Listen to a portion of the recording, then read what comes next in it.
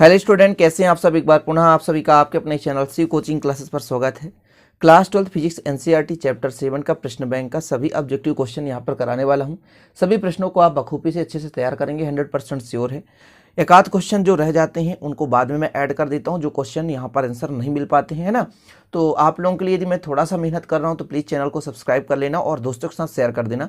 मैं आप लोगों को पूरा प्रश्न बैंक का पूरा उत्तर प्रोवाइड कराऊंगा। लास्ट में जब पूरा कंप्लीट हो जाएगा तो पीडीएफ भी प्रोवाइड कराई जाएगी, है ना। इसलिए आप लोग अच्छे से मेहनत करें, आप लोगों के साथ हमें तो आप लोग भी मेहनत कर दें। एनुअल एग्जाम का टारगेट लेकर चल रहा हूं, आप लोग अच्छे से तैयारी करें। अदर स्टेट के बच्चे भी इस ऑब्जेक्टिव को पढ़ाई कर सकते हैं। तो चलिए देखते हैं, पहला क्वेश्चन है चैप्टर 7 का। एक पूर्ण चक्र में प्रत्यावर्ती धारा का औसत मान कितना होता है? तो शून्य होता है। करेक्ट आंसर कितना होगा? शून्य होगा। चार ऑप्शन देके रखेगा या कि एक वाक्य में उत्तर आ जाए। एक पूर्ण चक्र में प्रत्यावर्ती धारा का मान कितना होता है, औसत मान कितना होता है? तो शून्य होता है। दूसरा क्वेश्चन अपना है, प्रत्यावर्ती विद्युत वाहक बल के शिखर मान V0 तथा वर्ग माध्य मूल मान VRMS रूट मीन स्क्वायर, ये V0 भी इसको पढ़ते हैं, में संबंध है। तो VRMS इक्वल 0.707 V0। किसी प्रत्यावर्ती धारा परिपथ में धारा का शिखर मान I0 तथा आभासी मान IRMS हो तो इसका संबंध, यहां पर ध्यान देना, ये ऑप्शन आपके प्रश्न बैंक में नहीं देके रखा है, जबकि यही करेक्ट आंसर है। या कि IRMS बराबर I0 बटे √2, ऐसा भी आप कर सकते हो, ठीक है। तो ये ऑप्शन नहीं दिया है, इसलिए आप कंफ्यूज मत होना, ओके।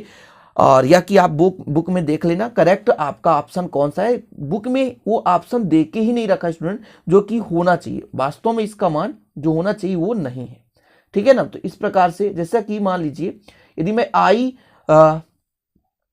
I0 का बात करूं तो √2 IRMS होता है, लेकिन जो ऑब्जेक्टिव में चार ऑप्शन है वो भिन्न भिन्न देके रखें। एक संधारित्र अपने में से क्या आने देती है? केवल, तो स्टूडेंट केवल अल्टरनेट करंट, प्रत्यावर्ती धारा को आने देती है।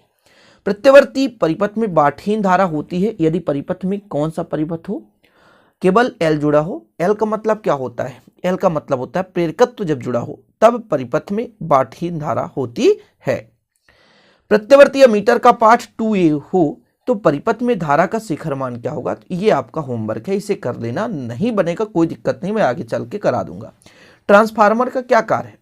प्रत्यावर्ती वोल्टता को घटा या बढ़ा देता है, यही ट्रांसफार्मर का काम है।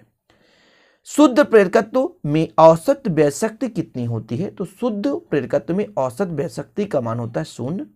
और यहां पर दोनों की इकाई ω_L और 1/ω_C की इकाई कितनी है? तो ओम है।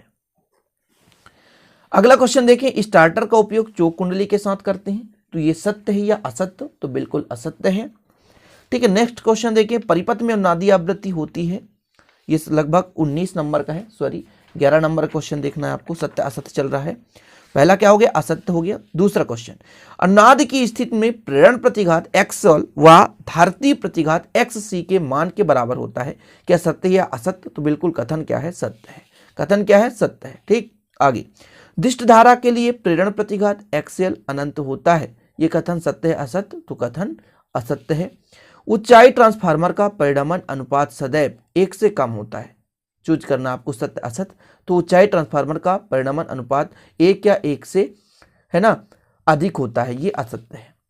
ट्रांसफार्मर के क्रोड भंवर धाराओं के कारण होने वाली ऊर्जा हानि को कम करने के लिए पटलित बनाई जाती है, बिल्कुल सत्य है, पटलित क्रोड बनाई जाती है। ऑब्जेक्टिव भी आप लोग देख चुके हैं। प्रेरण प्रतिघात होता है ω_L, सही जोड़ी मिलान कीजिए। धारती प्रतिघात 1/2πfc, है ना। RL परिपथ की प्रतिबाधा √R² प्लस XL²। RC परिपथ की प्रतिबाधा, है ना, R² प्लस XC²।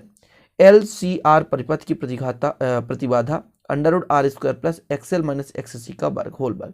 तो ये हो गया आपका, है ना, कंप्लीटली। आगे चलते हैं क्वेश्चन पर। यांत्रिक ऊर्जा को विद्युत ऊर्जा में बदलने की युक्ति क्या कहलाती है? AC generator, alternate current generator. प्रतिघात का मात्रा क्या होता है? तो ओम। प्रतिघात का मात्रा कितना होता है? ओम। भारत में घरों में दी जाने वाली विद्युत धारा की आवृत्ति कितनी होती है? तो 50 हर्ट्ज होती है। आगे, परिपथ की अनुनादी आवृत्ति होती है तो 1/2π√LC। एक वाक्य में उत्तर, ये चार ऑप्शन देके रखेगा, वहां से क्वेश्चन उठाया गया है। ट्रांसफार्मर क्रोड को, ये क्रोड है, ट्रांसफार्मर क्रोड को निम्न प्रभाव कम करने के लिए पटलित किया जाता है, भंवर धारा। ट्रांसफार्मर को दिष्ट धारा परिपथ में प्रयुक्त नहीं कर सकते, है ना, ये ऑप्शन खाली स्थान है स्टूडेंट, तो यहाँ पर रिक्त स्थान की पूर्ति करना है दिष्ट धारा। ठीक है, पहला का दिष्ट धारा।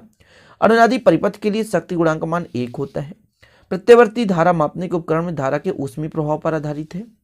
एक शुद्ध धारितीय परिपथ में धारा विद्युत वाहक बल कला में π/2 आगे होता है। डायनेमो के सिद्धांत विद्युत चुंबकीय प्रेरण पर आधारित है। तो इस प्रकार से सभी क्वेश्चन आपको कंप्लीट करा दिए।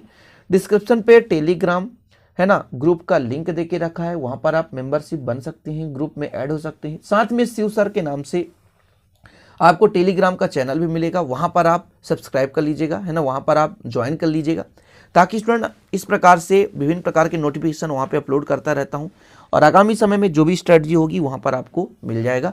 तो चलिए चलते हैं। वीडियो पसंद आए तो लाइक करना बिल्कुल ना भूलें। आप लोगों के लिए मेहनत है तो प्लीज़ सब्सक्राइब भी कर लें, बेल आइकन प्रेस कर लें, शेयर करना ना भूलें। मिलते हैं अगले वीडियो में। जय हिंद, वंदे मातरम।